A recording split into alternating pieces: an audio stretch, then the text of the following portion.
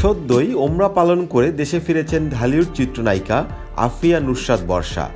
দেশে ফিরেই অভিনয় ছাড়ার সিদ্ধান্ত নিয়েছেন অভিনেত্রী। অভিনয় ছাড়ার কারণ হিসাবে বর্ষা সংবাদ মাধ্যমে বলেন, আমি খুবই বাস্তববাদী, বাস্তবতা মাথায় রেখেই সিদ্ধান্ত নেই, তাই অভিনয় ছাড়ছি। তিনি আরও বলেন, আমি মনে করি নায়িকাদের একটা বয়স পর্যন্ত স্ক্রিনে ভালো লাগে, সে বয়স পর্যন্তই কাজ করা উচিত। তাই হাতে থাকা কয়েকটি সিনেমার কাজ শেষ হলেই নতুন কোনো সিনেমায় কাজ করব না। ব্যক্তিগত জীবন নিয়ে কথা বলতে গিয়ে চিত্রনায়িকা বলেন, আমার বড় ছেলের বয়স 10 আর ছোট ছেলের বয়স 7। কয়েক বছর পরেই বড় ছেলের বয়স 15 বছর হয়ে যাবে।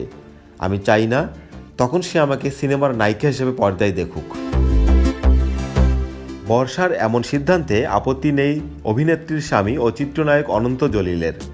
তবে বর্ষার কথায় দ্বিমত পোষণ করে অভিনেতা বলেন, এখন যারা আমাদের দেশে নায়িকা হিসেবে কাজ করছেন তাদের অনেকের চেয়েই বর্ষার বয়স কম।